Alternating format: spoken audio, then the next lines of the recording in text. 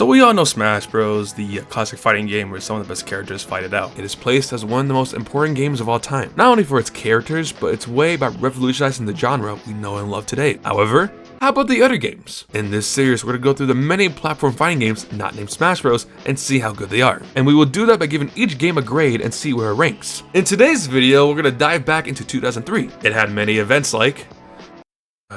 But not only that, it also created heavy competition to Super Smash Bros. That's right folks, the competition we're talking about today is Dreammix TV World Fighters.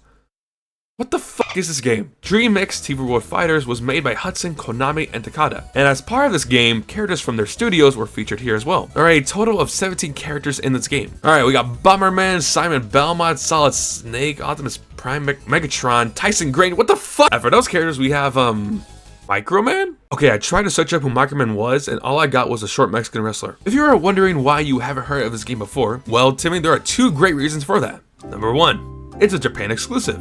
Number two, it's dog shit. To prove my case of this game being absolute AIDS, let's go through each area of the game. Let's dive into the story mode first.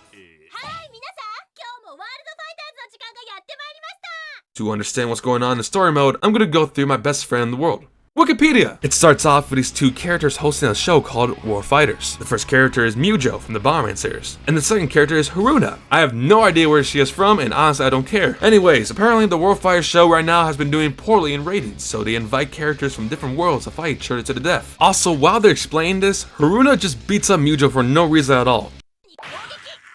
I know Mujo's a villain in Bomberman, but I feel bad for him here. Bro's on the brink of losing his job because of poor ratings, and he has this girl abusing him for no reason at all. Here's how this game works. You have to knock coins out of your opponent by beating them profusely. Then when they get to a point where their soul gets knocked out, get to the soul and win the game.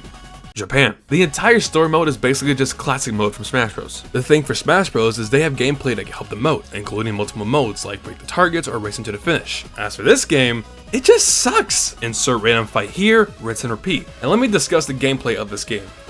Oh god. The gameplay makes you feel like you're going 0.5 speed. It feels really underbaked with how everyone moves. It also ends way too quick and feels like nothing was accomplished. And there's nothing behind that helps the gameplay at all. No items, nothing more than one special move, and a complete lack of creativity. And besides a few cutscenes, there's nothing else with the story mode. You have a few more cutscenes with Haruna abusing Mujo. Alright, I'm gonna say it, she's a bitch. And it ends with a final battle with Mujo?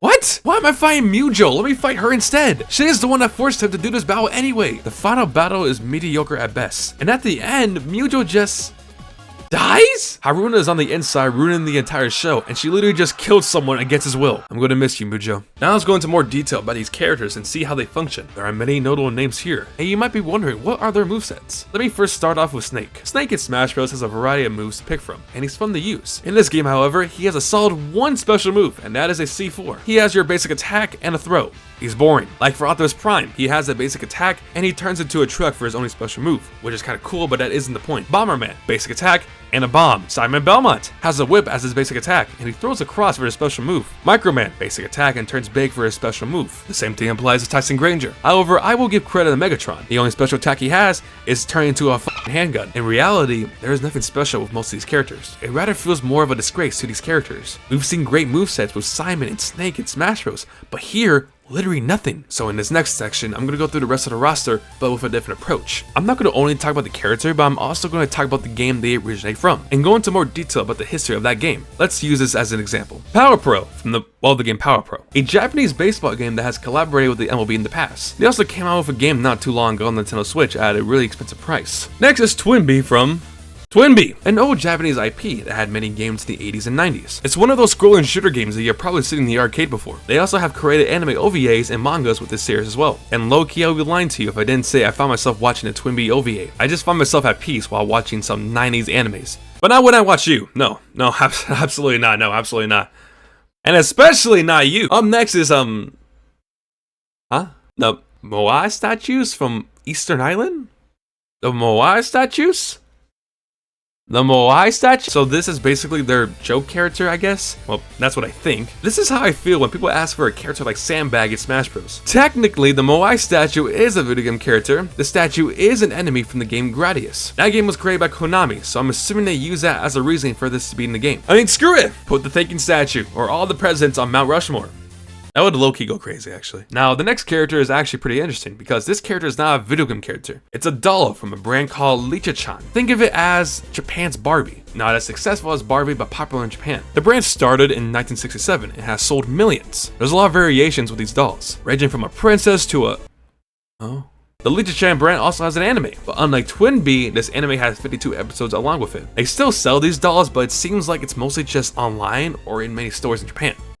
How did I get to talk about fashion dolls? The next character is Asuka from Side Girls. Originally an action figure brand, but later came out with their own video game back in 2004 after Dreammix was released. So technically this game is her first appearance ever in a video game. Shy Girls is basically a spy/futuristic story that not only includes character Asuka, but another character named Ice. The interesting part about this game is that both characters are both split into 2 different discs, so I thought that was pretty cool.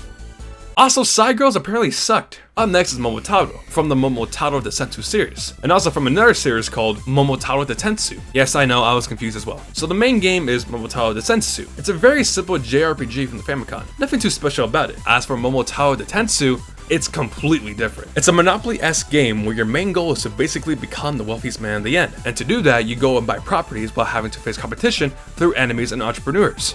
Story of my life, one of them being called Bimbugami, also known as the God of Poverty, who is also another character in Dreammix. You might wonder why they added 2 characters from this game. That would be because this series is popular in Japan. There are over 30 games between consoles and mobile devices, starting from the Famicom all the way to the Nintendo Switch. This series also had their own anime as well, which tells you what kind of popularity they had in Japan. Up next is Master Higgins, the protagonist from a game called Adventure Island. It's a very average side-scrolling game from the NES. It's nothing special and it's really not popular in Japan either. They did have their own anime series as well that lasted over 51 episodes. What goes through the process with these Japanese games that somehow get an anime series? Hey, this game looks kinda ass. Let's give it an anime. And a movie! Next character is the main protagonist from the game Bloody Roar, Yugo Ogami. Bloody Roar is a fighting game created by Hudson Soft. This fighting game has a bit of an interesting twist to it. Each character from the game has their own beast form. It can range from a rabbit to a chameleon to a holy sh**. Apparently there was going to be another Bloody Roar, but due to Hudson Soft shutting down in 2012, the game was cancelled. Also, Yugo also has his beast form in Dreammix as well. Our last character is Manji Maru Sengoku from the series Tengai Maku, translated as Far East of Eden, an iconic JRPG for many reasons, holding the achievement of being the first RPG created on a CD format, as it was released on the PC Engine. Also, Manji Maru is from the second game of the series. Why pick the second game, you may ask? Well, in 1992, Tengai Maku 2 was the most expensive video game ever developed, the budget reportedly being 500 million yen, converted to $4 million, and will later on become the best-selling Japan game on the PC Engine. And the series is now a relic in the past, as the last game for the series was back in 2005. However, they did have an anime! Going through all of these characters has helped me relearn more about what was popular back in the 90s or so in the world of video games in Japan. And I'm happy I researched about all these unknown games that many people might not know about. Now, you have probably been yelling at me right now asking me why I didn't cover their movesets in Dreammix.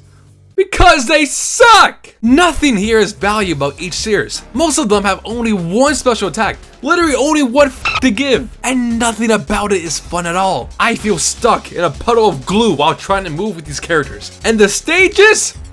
They're alright. They're at least decent enough put together stages that follows the flow of the gameplay. That flow is shit, but you know what I mean. Some solid stages in Dreammix are the Power Pro Stadium and Night City. However, there are some bad ones like Dracula's Castle. And the last thing to cover about Dreammix TV World Fighters is the mission mode. I have mixed feelings with this mission mode. On one hand, you have an interesting idea that can help express how cool are these characters. But the missions here do nothing to help it. The goal is for you to earn the highest score depending on the minigame. Most of it is just having your character collect the most coins, and that's basically it. It's nothing exciting and brings nothing valuable to this game. And that is Dreammix TV World Fighters. This game has a cool idea in mind by bringing all these companies together and put all their characters together and boom, but it's executed terribly with a lack of care behind it. I had more fun looking at these new series I had never heard about than the game itself, and the grade for this game, D+. I really did not like this game. I just hope that the next game on this timeline isn't bad at all. Oh.